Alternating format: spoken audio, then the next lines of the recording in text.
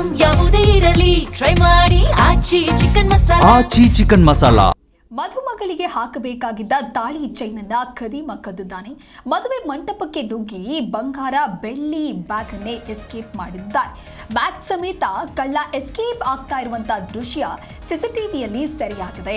ಹೊಸಪೇಟೆ ಪಟ್ಟಣದ ಖಾಸಗಿ ಕಲ್ಯಾಣ ಮಂಟಪದಲ್ಲಿ ಆಗಿರುವಂತಹ ಘಟನೆ ಇದು.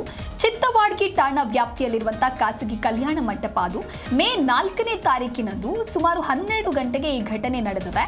40 ಗ್ರಾಂ ಚಿನ್ನದ ಸರ, ಅರ್ಧ ಕೆಜಿ ಬೆಳ್ಳಿ ಹಾಗೆ 10,000 ಕ್ಯಾಶ್ ಅನ್ನ ತೆಗೆದುಕೊಂಡು ಎಸ್ಕೇಪ್ ಆಗಿದ್ದಾರೆ. 2 ಮೊಬೈಲ್ ಫೋನ್ಗಳನ್ನು ಕೂಡ ಕಳ್ಳತನ ಮಾಡಿದ್ದಾರೆ. ದೂರು ನೀಡೋದಕ್ಕೆ ಹೋದವರಿಗೆ ಪೊಲೀಸರಿಂದಲೇ ಸಹಕಾರ ವ್ಯಕ್ತವಾಗಿಲ್ವಾ ಅನ್ನುವಂಥ ಪ್ರಶ್ನೆ ಕೂಡ ಇದೆ.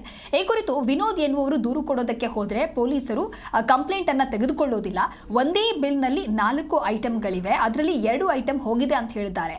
ಇನ್ನು 2 ಐಟಮ್ ತೆಗೆದುಕೊಂಡು ಬನ್ನಿ, ಆಮೇಲೆ ದೂರು ದಾಖಲಿಸಿಕೊಳ್ತೇವೆ ಅಂತ ಪೊಲೀಸರು ಹೇಳಿದ್ದಾರಂತೆ. ಘಟನೆ ನಡೆದು 2 ದಿನವಾದರೂ ಕೂಡ ಇನ್ನೂ ದೂರು ದಾಖಲಾಗಿಲ್ಲ. ಬ್ಯಾಗ್ ಸಮೇತ ಕಳ್ಳ ಎಸ್ಕೇಪ್ ಆಗಿದ್ದಾನೆ. ಆ ಒಂದು ದೃಶ್ಯಗಳು ಕೂಡ ಇದೀಗ ಲಭ್ಯವಾಗಿದೆ.